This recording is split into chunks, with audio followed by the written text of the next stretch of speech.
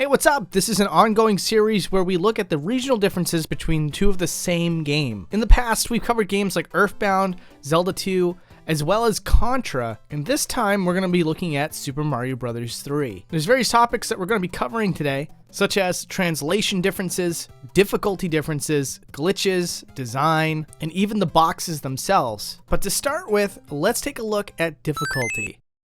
So what you're going to see here is that the US version is significantly easier than the Japanese one. But after we go over all the differences, I think you're going to understand that most of these changes were made for the better. But to start with, here's one drastic change that you'll see here. In World 1's Fortress, you'll see that the room with the dropping spikes has its recessed spikes 2 tiles away from the dead end in the Japanese version. And the door is also 1 tile away from that as well. That means by the original design, you weren't meant to just run all the way as fast as you can and then hit that door and then try to get through that door as quickly as possible. Sure, you could still do that, but it's not quite as mindless as it is in the US version, where the door and the recessed spikes are at the very end, making it incredibly likely that if you just hit the wall, you'll be fine. But here's probably the most significant change between the two versions. Super Mario Bros. 3 in Japan has the Super Mario Bros. 1 rules, where no matter how many power-ups you stack, 1 hit sets you all the way back to your Tiny Mario state. Obviously, in the US version, this was frankly what I consider to be changed for the better, where if you get hit with your power-up, you're then regressed to Big Mario, and then you can regress to Tiny Mario, allowing you to take at least 1 more extra hit. This includes the rare suits and the Karibo shoe. Yeah, so technically you could stack 3 power-ups and lose it all with 1 hit. And with how unusual it is to run around in the Karibo shoe, I would definitely say this change to the US version is a huge mercy rule. And then speaking of mercy rules, at the end of the water ship level in the last world, the developers added a single chip on the side of the ship. And this is just so that you can get back on the ship a lot easier.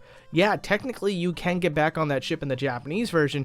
It's just really hard. In fact, I wanted to demonstrate that you could get back up there for the sake of this video, but I was only able to do it 1 time and I wasn't recording the footage at the time, but you'll just have to take my word for it. If nothing else, I can at least example right here just how hard it actually is to get back on that ship. But that's not to say that everything is made easier in the US version. There is one weird change that makes it a little bit harder for US players. And that is that the first Mushroom Hut in World 6 gives you a guarantee of the most glorious power-up in the entire series, the Hammer Brothers suit, whereas in the US version, for some reason, they changed it out for regular power-ups. And now we're going to talk about my favorite segment on this series, and that is the boxes. There always seems to be something to say when we look at the 2 different types of boxes between 2 different regions, and Super Mario Bros. 3 is no exception. And so the first one I want to talk about is the US box, and we'll get through this one pretty quickly. Nintendo of America chose to add some simplicity to this release, and I gotta say, it probably worked out really well for them, because I remember the iconic yellow box as a small child. Take note on how the 3 looks on this box, because we'll be talking about that later, and it features its own tagline on the box, saying, "The biggest, most exciting Mario Brothers adventure yet." Now, I could read out the entire back of the box here, but you're welcome to pause the YouTube video to read it yourself, because there's a lot that we still have to go over here that has a lot of dialogue. Opening up the contents of the box, you'll see that it comes with a cartridge with a yellow label, and comes with a colorized manual, all in English. Now these manuals have a lot of personality to them, which includes a message from Mario that says, "Hello, how have you been? It's been a long time since we've seen each other. Bowser is up to his old tricks again, so Luigi and I are going back on another adventure. You're welcome to come along. This time it's Super Mario Bros. 3, the latest in the Super Mario Bros. Series. You'll experience lots of excitement as your journey unfolds for beginners and seasoned veterans of our previous games. This one is going to be a lot of fun." Let's look at Super Mario Bros. 3 in a bit more detail, with Bowser underneath saying, "Ha ha ha, these are my 7 children that are going to help me take over the Mushroom World." And then on the right side of the page, it says, "These are Bowser's kids," and they, in unity, say, "We just love being mean." Now, throughout the manual, you'll find that it explains the story, and then each Koopaling has a little phrase that it's going to say to Mario. Larry says, "We took 7 wands from 7 kings. Each of us has 1. Our father has instructed us to protect the wands." So as you can already tell, the manual really hammers in that these are Bowser's kids. Morton Koopa Jr. says, "Grr, you're pretty tricky with all these new moves, and Mario will be difficult to beat. I better report this to our dad." Also, for when we take a look at the Japanese version, keep it in the back of your mind how the art looks on these 2 pages. You'll notice that the colors are completely solid and the lines are completely clean. But then on the next page, you're going to see that there's some watercolor art. Anyways, Wendy Koopa says, "This is the first time I've met up with Mario. I'm studying his moves very carefully." Iggy says, "Haha, Mario and his friends must be getting very nervous now. I can hardly wait to meet up with them." Roy says, "Wow, Mario has some neat new tricks. Hope we can stop him." And then we got Lemmy here that says, how far can Mario go? I hope he doesn't make it this far. Dad has many complicated tricks waiting for him in the Dark Land. I even heard about some new weapon that Dad's been making. One interesting thing to know here is that boos were once called Boo Diddley, and also that the concept art for the dry bones were later reused for Mario & Luigi Superstar Saga. I was always confused by that design, but now it all makes sense. Also, keep in the back of your mind the Sledge Brothers, as that name is going to be relevant to what we're going to be talking about with the Japanese version in a little bit. And we got Ludwig here saying, quite an exciting game, isn't it? I'm glad to know that we have such powerful enemies helping us out. We have more guys helping us besides these. Don't tell Mario. And then there's a special message from the Mario staff. Now, this is really interesting because look how short this dialogue is.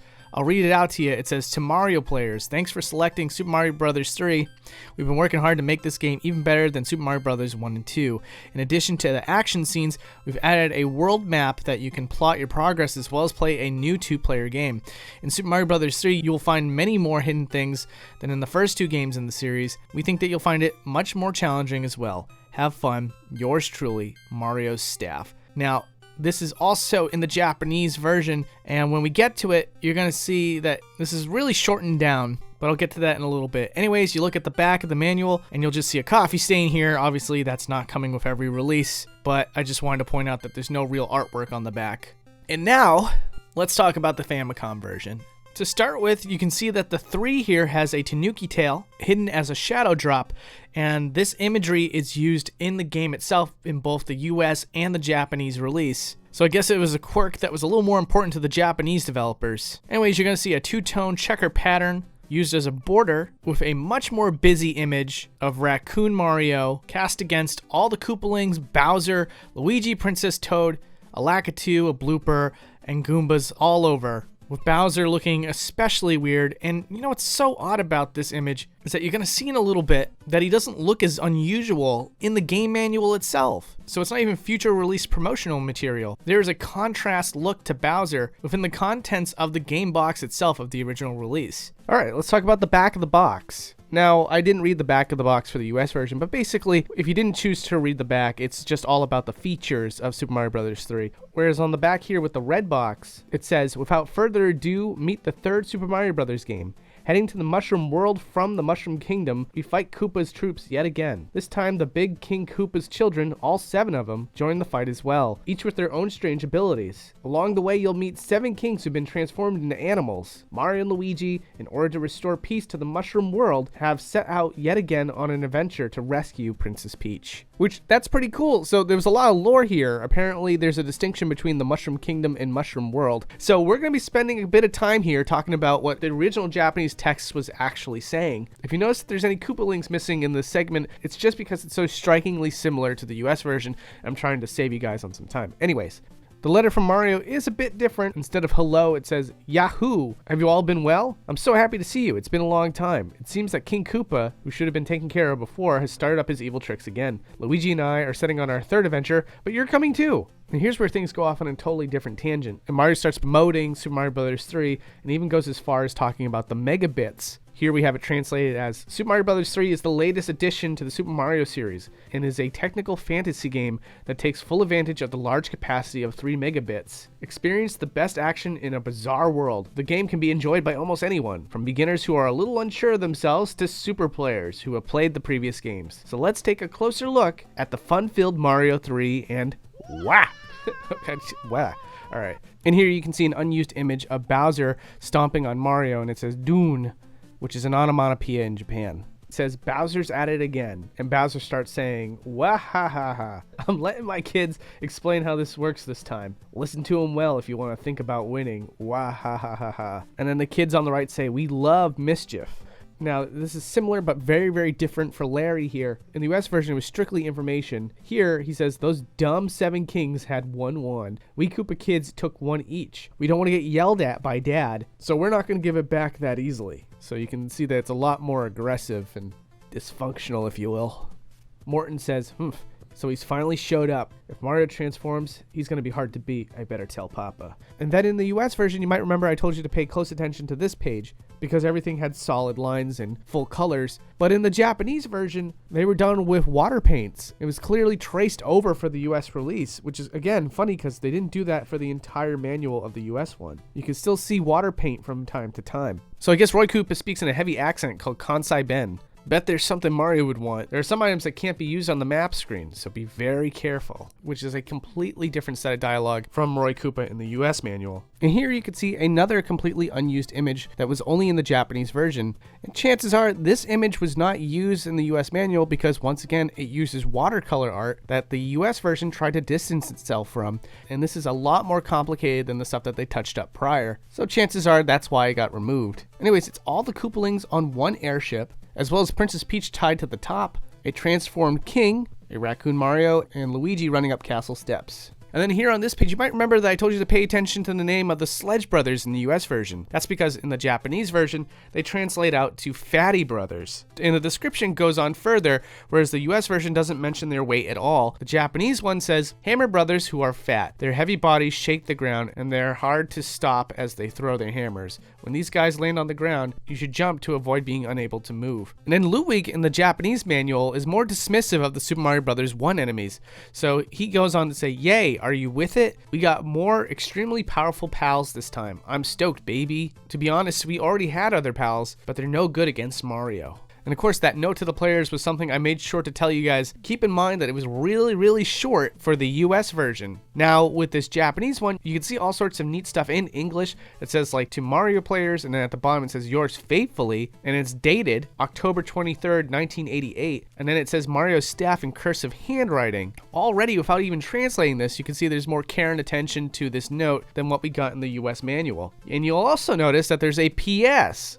Something that was not in the US manual at all. So let's read it out to you. To Mario players, thank you so much for buying Super Mario Bros. 3. We've heard you Mario fans and have crafted a new, much more fun game from the previous title, and it's Super Mario Bros. 3. In addition this time to being an action game, we've added a map that makes it seem more like a board game, and we've added separate continues for each player, so you can play a bit longer with 2 players. And the continues now take you specifically to the last level you cleared, so if you put your powers together, you can beat the course. Additionally, there are lots of mysteries and challenges this time. What kind of mysteries do Mario and Luigi have? I hope you look forward to finding out. P.S. Unfortunately, this title lacks the battery back upgrade, so when you turn off the power, you will have to start over from the beginning. Hidden boxes throughout the courses may be of some help. So it seems that the US version was not happy in omitting a concession, whereas in the Japanese version, they did. And I also found it kind of interesting to discover that the developers see their overworld maps as like a board game. Never thought about it like that before, but I guess I could see that. And anyways, on the back, you can see Mario in a raccoon suit carrying a Koopa shell, something that is not featured on the back of the US manual.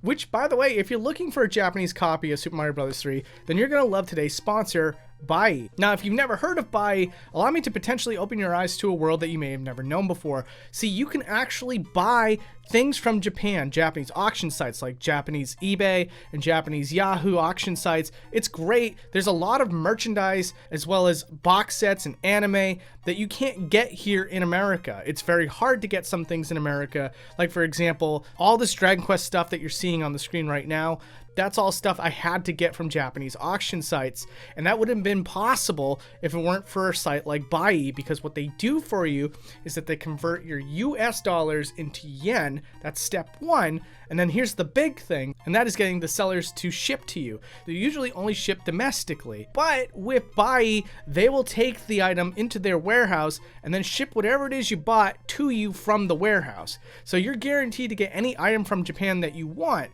That's a big thing that we didn't have before services like Bai. Again, highly recommend them. You get free $20 if you click the link, so it's like a mini shopping spree if you'd like.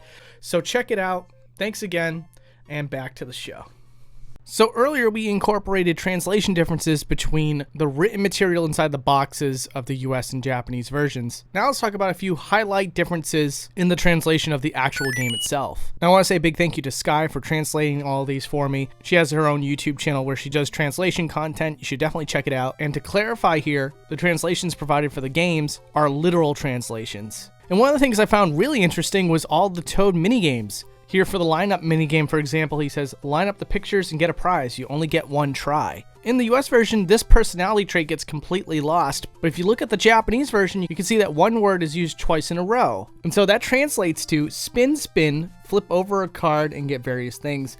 You can only mess up once. Now that becomes thematic when you go over to the card flipping minigame. You can already see that the US version once again does not use that charming little trait, whereas the Japanese version doubles down on it. Picture matching, if you do well. How fun! You only get one big chance. And you see it yet again when you go to visit the castle for the first time. In the US version, Toad says, oh, it's terrible, the king has been transformed. Please find the magic wand so we can change him back. However, Toad in the Japanese version yet again does some repeating, starting off with, oh no, the king has been transformed into this. Take back the magic wand.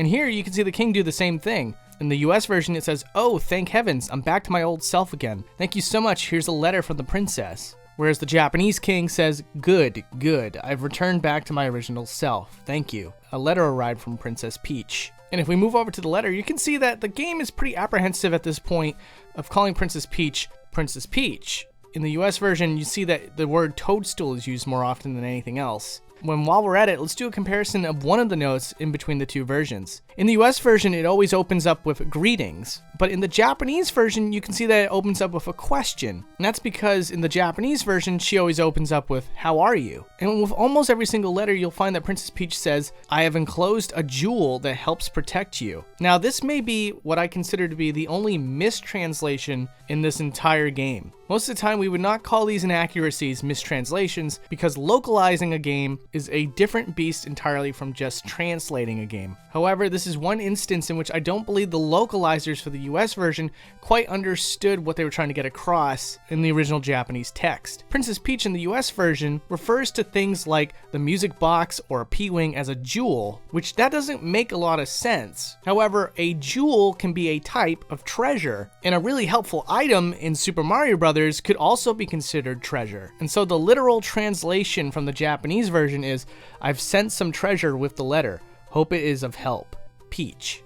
And then you get a letter from Bowser at the end of World 7. In the US version, it says, yo, I kidnapped the princess while you were running around. She's here in my castle, if you dare to try to rescue her. Ha ha ha, King of the Koopa. Whereas in the Japanese version, it's pretty similar, but there are a little bit of differences here and there. Instead of yo, it's ha. And then it goes on to say, while you were wandering around, the princess has been kidnapped by me. If you don't like it, then I dare you to try coming to my castle.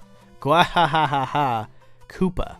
And as anybody knows, in Japan, he's known as Koopa instead of Bowser, which actually created a terrible mistranslation for the European version, where the end of the letter is written out as Koopa Troopa, which of course is not Koopa himself, but instead one of the minor villains in the game. And then this one is localized completely differently. For the US version, Princess Peach says, thank you, but our princess is in another castle. Just kidding. Ha ha ha. Bye bye. But in the Japanese version, Princess Peach says, thank you. Peace is finally restored to the mushroom world. And then there's the dashes, and then it says the end. Which is kind of funny because then the credits roll, and regardless of which version you play, it'll still say the end on the curtains. So the game went for the trouble of saying the end twice. And although the words are both in English, the US version says Castle of Koopa, whereas the Japanese version says Castle of Koopa, which I'm told was interchangeable back in the day. But now let's talk about some changes in this game. Let's just start talking about things that the developers decided to change just for the sake of presentation or legality. Sometimes I forget kids watch my content. You ready to talk about legality, kids? All right, let's do it. So first of all, you're gonna see here that both the 3 in the US and the Japanese version has that shadow of a tanuki soup behind it. That's just a callback to earlier in this video, but that's not why we're looking at this. Some of you probably already know why we're talking about this screen. And in case you haven't seen it yet, Super Mario Bros. 3 is trademarked differently between the Japanese and the US version. See, in the Japanese version, Super Mario Bros. Is trademarked, but the 3 is not, which is something that needed to be fixed. So for the US version, they moved the trademark over to the side of the 3 so that it's Super Mario Bros. 3 that is trademarked, not just Super Mario Bros. And now let's talk about every single level you ever go to in Super Mario Bros. 3. Check this out. Did you see the difference there? So every time you boot a level in the Japanese version, the cookie cut goes in and out once you start a stage. Now, the common theory for this is that it just saves on time for the US players, but it's my theory that they changed this for perhaps a different reason. See, sometimes there's in-between stages where you go through a pipe only to get to a shortcut to a different part of the world map. And in the Japanese version, that cookie cutter effect behaves a little bit differently. Instead of black, it turns into that teal color, which doesn't look very good and doesn't really make sense for what the effect is trying to accomplish. And perhaps it was just an easy fix to remove it outright than to remove it for these sections alone. But again, that's just my theory. It is very possible that Nintendo just decided to respect the player's time. Now, we're back in the throne room. Oh my god, I'm telling you, there are so many changes to this room. I don't know if you noticed this up to now, but let's take a look. The top of the steps and the throne itself have a matching color to the back of the room, sporting that light blue color, whereas in the US version, the palette was changed to have a more golden regal kind of look. And then there's more pillars in the Japanese version. One of those was removed in the US version, and the far right pillar is in the background in the Japanese version, whereas it's in the foreground in the US version. The Japanese version also has a shadow cast that doesn't exist in the US version. Also, the pillar on the far left has the shadow drop facing the left in the Japanese version, where it's facing the right in the US version. Mario also stands in a different position depending on which version you play. In the Japanese version, he hangs all the way out in the back of the room, whereas in the US version, he's right at the bottom of the steps. And then it's hard to notice this because the dialogue boxes show up very quickly, but the triangular pattern that's in the background is also different between the two versions. The US version has smaller peaks and valleys, while the Japanese version has fewer peaks and valleys that are larger. Some of these changes may have been concessions to accommodate the larger text box that's needed for the US version, as the Japanese language can fit in more dialogue in shorter spaces. In fact, that smaller dialogue box extends itself to the Toad houses, and not only that, Mario can move before the text box completely finishes in the Japanese version, whereas in the US version, he has to wait until every bit of dialogue is spoken. And this one's really cool. I don't know if you'd really consider this a difficulty change, so I decided to put it here in design. If you beat the game, the Japanese version stays on the end curtain. You can't even press any buttons to restart your game. You have to reset or turn off your console. Whereas in the US version, you push a button, it brings you back to the first world, and then your entire inventory is filled up with P-Wings. That is a feature that is exclusive to territories outside of Japan. The rare suits have a very unique thing happen to them in the Japanese version. If you get hit with a special suit in the Japanese version, a silhouette of that special item will fly off of Mario and play a unique sound effect. And that same effect will replace the Goomba shoe if you happen to be wearing a special suit. But here's another really cool fact. If Mario is not wearing one of the rare suits and he gets hit by something in the Japanese version, the Goomba shoe turns red. It consistently gets turned red no matter which power-up you have, assuming none of those power-ups are one of the rare ones. And while we're on the subject of rare suits and Goomba shoes, let's move on to glitches. Now, there's no doubt about it, there's a lot of glitches you can pull off in Super Mario 3, but most of the glitches are universal. There are a select few glitches that the developers took the time to fix from the Japanese version to the US version. So, let's talk about them. Like I mentioned earlier, we're going to be talking about the Goomba shoe yet again, or in this case, the Karibo shoe, and exclusively to the Japanese version, if you have the Tanuki suit and you turn into stone above the shoe, you will land in the shoe and remain as stone inside the shoe. Your sprite even remains gray. And the cool thing is that you can't get hurt because it's using the functionality of being in the stone state, which is that you're invincible. But unfortunately, for as cool as it functions and looks, it puts you in a worse state than if you had never done the glitch at all. Because if you go over to any of the pipes, you'll see that you can't enter them. And even though it looks a little bit messy here, I can show you my controller inputs on the screen right down below. And yeah, pressing down on the pipe does nothing for you. Here's one of the tiniest little glitches that they took the time to fix. A lot of you probably can't even see it right now, but you're staring at it as we speak. In the Japanese version, there's a pixel on the letter R for world that is transparent instead of black. And so in daytime levels, you'll occasionally see some light blue instead of the standard black pixel like you'll see over here with the US version. This one is absolutely nuts. An entire level change had to be made in order to fix this glitch. So in level 5-1, there's a secret pipe right at the start where you can get a music box in a sub room. Now in the Japanese version of the game, that sub room is stored in the main stage, and so to prevent the players from just going there without the pipe, a giant wall is made and then you enter a pipe to come out the other side and complete the stage. Now, I guess something they didn't think of correcting is that with a P-Wing, you can fly above the stage and start moving over to the left, which causes the box to appear. And heck, before I even finish this explanation, I'll even take the time to go all the way to the left so that you can see some of the room that I just showed you earlier. Like, that's the room right there. It's crazy. So anyways, this glitch becomes problematic when you go to complete the stage, because hitting the victory box seems to trigger the treasure box to appear. And if you hit the angle just right on the victory box, the treasure box will appear to your right instead of your left. And this is where it gets really funny. As Mario walks off screen, he's going to touch that treasure box. It causes a visual corruption on the screen. And then this is a really easy glitch, one that clearly needed to be fixed. In fact, I'm noticing that all the glitches that seem to be fixed from the Japanese to the US one are ones that would cause natural experimentation. And this one's no different. As you can see here, we used the warp whistle on the canoe in World 3. Now, in the US version, there's no problem with that. Everything works as intended.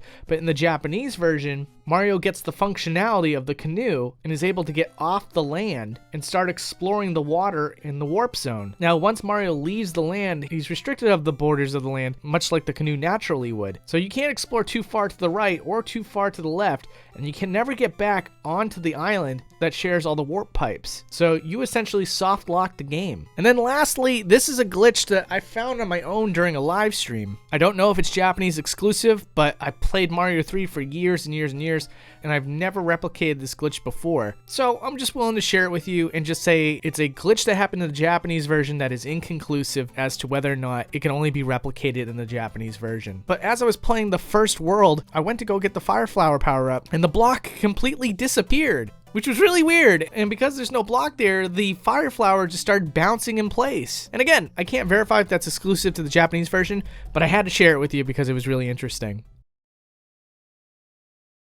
When on the subject of regional differences between games, there's no game better in my mind than Contra. This game is a very special case where in the 3 primary regions of where you would release a game on the NES, each version of Contra can be very different from the other. I'm sorry, did I say Contra? I should have said Probotector. If you lived in Europe, you had this alternate reality in which the world of Contra was instead run by robots. And if you lived over in Japan, you would know it as Contra. And you and a friend got to experience cutscenes in between stages, as well as so many other things that we didn't get here over in the West. And of course, as you watch this video, you're going to see all the differences in Contra between all different regions, but I'm also going to explain to you why that is. If that sounds interesting to you, make sure you check out the Region Break episode of Contra. The YouTube algorithm completely buried that video, so anybody that watches it would help me out immensely. Link on the screen and in the video description. Take care.